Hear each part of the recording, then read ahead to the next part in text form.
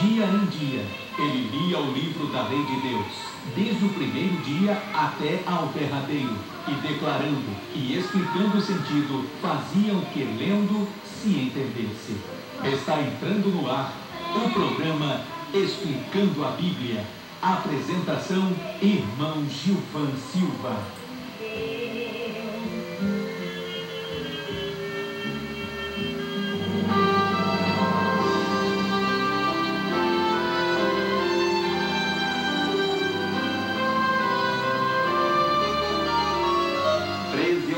4 minutos em Natal. Boa tarde, meu querido irmão. Boa tarde, minha querida irmã. Que a graça e também a paz que excede todo o entendimento do nosso Senhor e Salvador Jesus Cristo, mais uma vez nos abençoe, nos acompanhe em mais esta edição do programa Explicando a Bíblia, neste dia 15 de janeiro do ano de 2014. Já chegamos a meados de janeiro, né? O tempo voa, o tempo ele é... A cronologia ela é assim, um convite à boa administração, à remissão do tempo, ao aproveitamento mesmo. E o programa Explicando a Bíblia tem alguns propósitos, como você bem sabe, sempre eu gosto de citar o propósito do incentivo à leitura da Bíblia. Um incentivo de forma que façamos a leitura, porém disciplinadamente, incluindo na nossa agenda, o nosso momento devocional, que é o momento de oração, é o momento da nossa leitura, aquele apego entre eu e o meu Senhor. Porque esta virtude, esse hábito virtuoso, ele edifica a nossa vida sem sombra de dúvida. Hoje vamos trabalhar o capítulo de número 9 do livro do Gênesis, né? O capítulo de número 9, ele trata do pacto que Deus fez com Noé. Esse pacto aqui registrado nesse capítulo, ele estabelece aqui o princípio do governo humano. Moisés sai da arca, em seguida Moisés planta uma vinha, colhe os seus frutos, aí se embriaga, aí acontece aquele incidente desagradável do seu filho Cã, ou Cã, né, dependendo da sua tradução, em que Noé estabeleceu assim uma espécie de sentença profética, né, sobre o filho de Canaã, que seria no caso o seu neto. Aqui falou alguma coisa profética com relação a Jafé e também com relação a Sem, que é o que deu a árvore genealógica do Messias.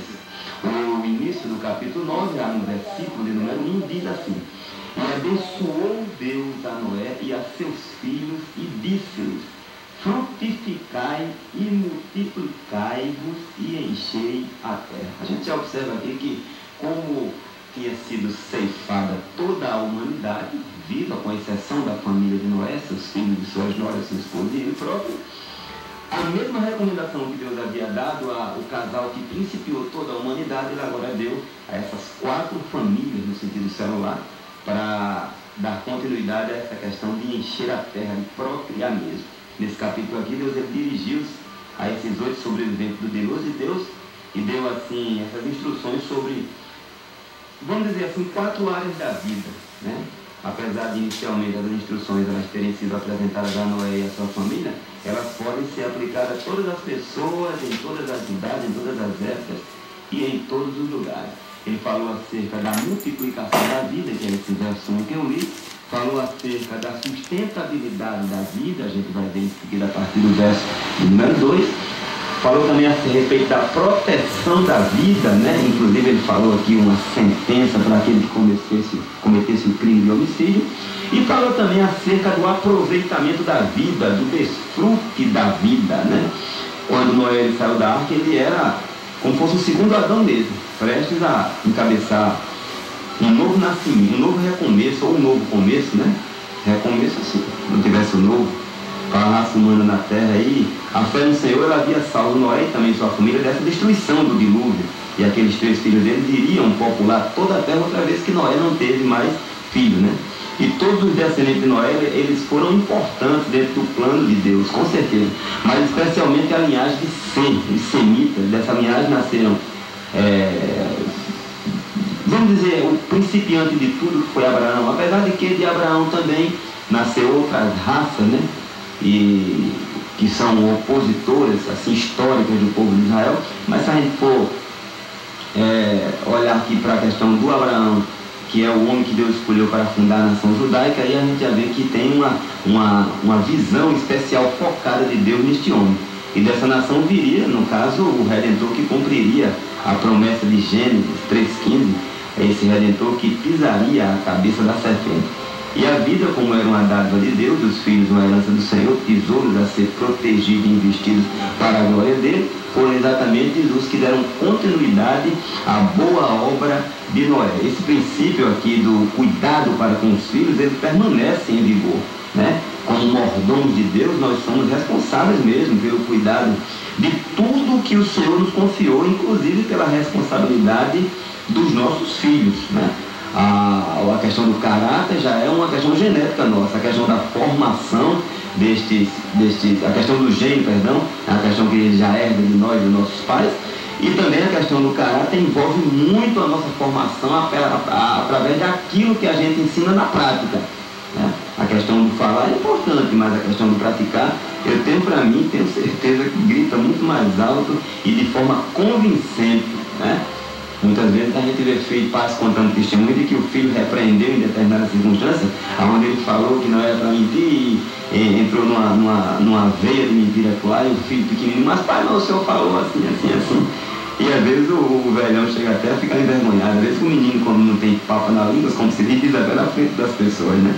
E com relação à questão da sustentabilidade da vida, a gente vê a partir do verso 2, onde diz assim: e será o vosso temor e o vosso pavor sobre todo animal e sobre toda a ave dos céus. Deus está dando aqui a responsabilidade do cuidado, né? E tudo que se move sobre a terra e todos os peixes do mar na vossa mão são entregues.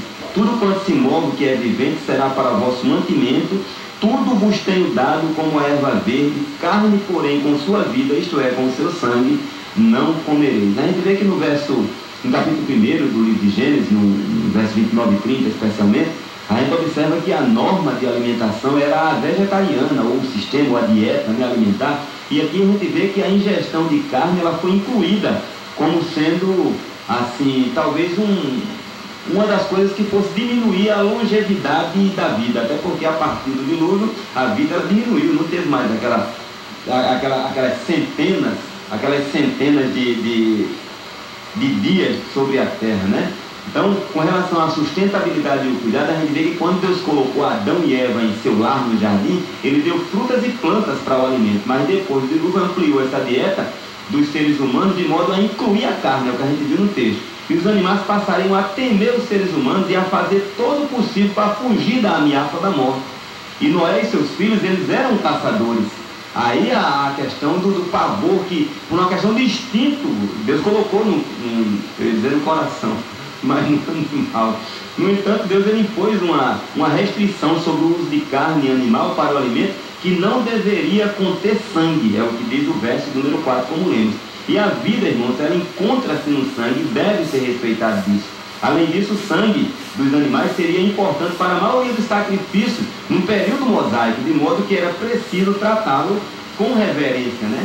A gente vê que o Concílio de Jerusalém, de Atos capítulo 15, ele reforça esta ordem divina. Claro que a abstinência do sangue, ela não condiciona para a salvação, mas mesmo no Concílio, a gente pode olhar assim a questão veterotestamentária e neotestamentária, a gente vê amparo para a gente evitar. Não que vá isso aí trazer-nos algum benefício para a salvação. Às vezes, em determinada circunstância, há essa necessidade. A gente vê que o povo, quando Saul ele proibiu o povo de comer, o povo estava tão faminto que eles comeram os animais no sangue mesmo vivo. Quando ele proibiu, todo mundo lutando e sem ter aquela fortaleza do corpo, que a alimentação é que dá. Há um ditado que diz que saco vazio não se põe em pé, mas Saul tinha dado uma ordem assim absurda. Todo mundo obedeceu, mas quando foi aberto o espaço para comer, ou a oportunidade, caíram voando em cima e não foram sentenciados por conta disso. Então, são situações assim esporádicas e ocasionais da vida. Agora, incluir na minha dieta assim de forma como que até insultar, eu creio que é uma questão de imprudência, é isso aí. E a gente vê que, para evitar que os cristãos gentios se escandalizassem com os cristãos judeus, ou aqueles que estavam começando a buscar o Senhor, né, os prosélitos ali, foi aconselhado no concílio, na igreja primitiva, que eles fossem cautelosos com relação a comer carne. Inclusive a questão da carne sufocada e o sangue, né? A questão de carne ofertada a demônios. A partir do versículo de número 5, a gente vê que diz assim: e certamente requererei o vosso sangue e o sangue das vossas vidas da mão de todo animal, e requererei como também da mão do homem e da mão do irmão de cada um, requererei a vida do homem. Quem derramar o sangue do homem, pelo homem o seu sangue será derramado, porque Deus fez o homem conforme a sua imagem. A gente vai ver aqui que há uma afronta ao próprio Deus direta quando se comete o assassinato. 13 horas e 14 minutos, eu até extrapolei um pouco. A gente vai aqui ouvir o primeiro hino com o cantor José Vantuil. Para você, meu irmão, que está aí encarcerado, porém liberto em Cristo, para esta canção aí, José Vantuil, vamos ouvir Vida Nova.